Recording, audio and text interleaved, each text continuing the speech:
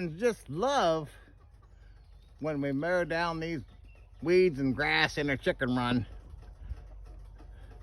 There's some new birds we got there a couple weeks ago. Well, actually about 2 months ago, them ones. I think the roosters.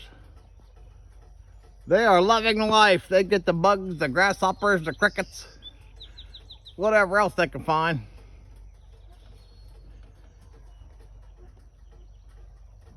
We don't like to let it get too high, but we've been busy in the hayfield. Just now mowing it this evening. Herd's doing good. We had 96 degrees today. We give them water in the shade, a 5-gallon bucket hanging with the watered chicken waterers on it. Everybody had plenty of water. Oh!